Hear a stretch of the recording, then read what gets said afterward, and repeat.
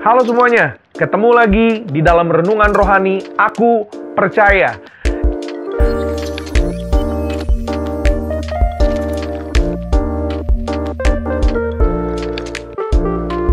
Jadi kalau di episode sebelumnya, saya menyampaikan, saya sharing sedikit tentang bagaimana kita hidup tidak melihat namun percaya. Dan saya sedikit menyampaikan tentang kepercayaan yang dimiliki oleh Thomas, murid Yesus. Tentang bagaimana dia punya iman yang kurang teguh, iman yang tidak mantap, iman yang kurang kuat di dalam kebenaran yang seharusnya dia bisa mengekspresikan kebenaran itu dengan beriman dan dengan kuat di dalam apa yang dia yakini. Yang seharusnya itu terlihat dari sikap kehidupannya. Dan hari ini sama-sama kita juga akan kembali belajar. Saya akan sharing di bagian yang kedua ini, bagaimana kita hidup tidak melihat namun kita percaya. Di bagian yang pertama, di episode yang lalu, saya sharing dan saya sampaikan tentang bagaimana kita hidup ngalamin Tuhan. Di hari ini, sama-sama kita akan lihat, sama-sama kita akan belajar bagaimana kita hidup tidak melihat namun percaya. Nah, di episode kali ini, saya akan sharing bagaimana yang tadi saya sampaikan. Kita tidak melihat namun percaya. Milikilah iman yang kuat, iman yang teguh.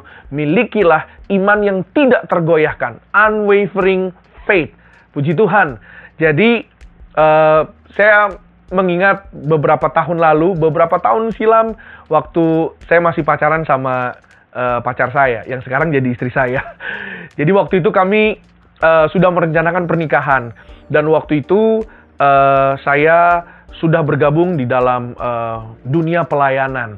Saya baru awal-awal melayani, dan waktu itu saya sempat bertanya kepada istri saya.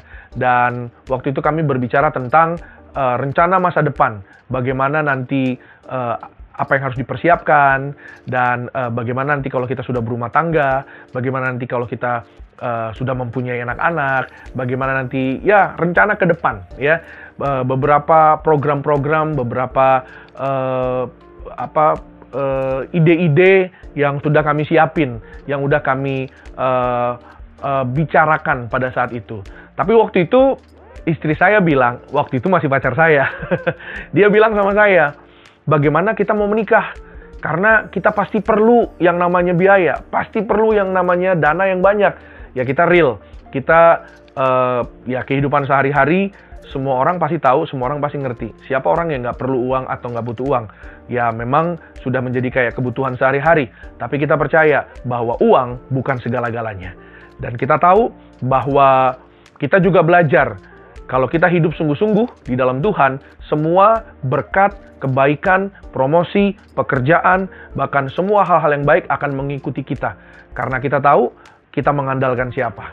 Ketika kita mengandalkan Tuhan, semuanya menjadi mungkin bersama dengan Tuhan. Dan waktu itu, istri saya sempat bilang sama saya, waktu itu saya sempat bekerja, sebelum saya melayani, saya sempat bekerja di luar negeri. Dan dia berkata kepada saya, gimana kalau kamu kerja lagi di luar negeri? Kamu balik lagi deh, supaya kita bisa menikah, supaya kita ada modal untuk menikah. Dan saya sampaikan sama dia, memang uang itu penting, memang dana itu perlu. Tapi sampai sejauh mana kita tidak akan pernah bisa puas. Sampai sejauh mana kehidupan manusia, uang tidak akan pernah bisa memuaskan. Dan apa yang saya sampaikan, walaupun saya tidak pergi bekerja ke luar negeri atau ke tempat pekerjaan saya yang dulu, saya tetap bisa menikahi kamu. Saya katakan seperti itu, walaupun waktu itu saya ada pekerjaan, tapi mungkin tidak sebagus pekerjaan saya yang dulu. Dan saya sudah mau ada kerinduan untuk melayani secara full time. Saya jelaskan dan saya share iman saya sama dia. Saya share iman saya, kepercayaan saya kepada istri saya yang waktu itu masih jadi pacar saya. Dan ini penting. Apa yang saya mau sampaikan adalah sama seperti kami melakukan ini. Sama seperti sekarang saya sedang berbicara kepada saudara, kepada teman-teman semua yang menyaksikan ini, bahwa sharing is caring. Berbagi adalah kekuatan. Berbagi adalah kebaikan buat kita semua. Mungkin kita nggak pernah tahu apa yang hari ini dihadapi orang. Tapi dengan perkataan kita, dengan sikap kita, dengan perhatian kita, tentunya yang beralaskan ketulusan, dengan kerelaan, dengan hati yang murni, dengan hati yang baik, saya percaya semua tidak akan sia-sia. Semua akan indah pada waktunya. Dan buahnya pasti baik. Walaupun pada awalnya istri saya sempat berkata, ya, aduh, masa sih, bagaimana mungkin, kayaknya kita perlu lebih deh, kayaknya kita perlu yang lebih banyak lagi. Tapi saya yakinkan dia, dan kami terus bawa dalam doa. Dan kami mengucap syukur, sampai hari ini Tuhan tidak pernah gagal untuk memelihara kehidupan kami. Saya pribadi sangat mengucap syukur. Setiap hari saya melihat pertolongan Tuhan sungguh nyata dalam kehidupan kami. Itu sebabnya jangan sampai goyah. Jangan sampai kita lemah. Bagaimana supaya kita nggak goyah? Kuatin hatimu. Kuatin pikiranmu. Waktu Daud lagi berperang, waktu Daud lagi berhadapan dengan sebuah masalah, dia menguatkan kepercayaannya. Dia menguatkan hatinya kepada Tuhan. Dengan cara dekat kepada Tuhan. Hanya dekat Allah saja, kita tenang. Hanya dekat Allah saja, kita bisa jadi kuat. Hanya dekat Allah saja, kita nggak akan goyah. Itu sebabnya, jangan jauh-jauh dari Tuhan. Karena apa? Dekat sama Tuhan, kita jadi punya iman yang teguh. Kita punya iman yang luar biasa. Iman yang gak akan tergoncangkan. Ada kiri, ada kanan, ada orang ngomong begini, orang ngomong begitu, ada gangguan, ada masalah, persoalan yang berusaha untuk melemahkan iman kita.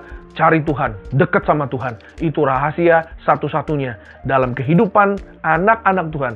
Dan dalam kehidupan kita, dalam kehidupan kami, dalam kehidupan keluarga kami. Kami merasakan kekuatan penyertaan Tuhan yang sangat luar biasa. Saya teringat ada satu penginjil yang berkata, namanya Smith Wigglesworth. Dia bilang, I am not moved by what I see, but I move only by what I believe.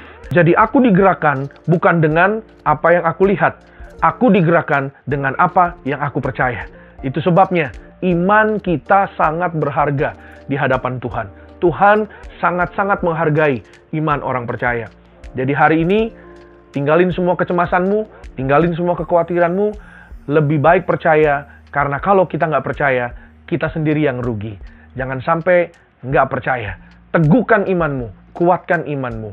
Bagaimana kita hidup, nggak melihat, namun percaya? Yang pertama, di episode yang lalu, kita udah sama-sama pelajarin, saya udah sharing, alaminlah Tuhan. Yang sekarang, yang kedua ini, milikilah iman yang teguh, yang tidak tergoyahkan. Semoga ini bisa jadi berkat buat kita semua. Dan apapun yang sedang kita alami hari ini, percayalah Tuhan gak akan pernah ninggalin. Tuhan tidak akan pernah membiarkan. Sebab Dia Tuhan yang memegang kendali, seluruh kendali dalam hidup saudara dan saya. Terima kasih, sampai ketemu lagi. God bless you.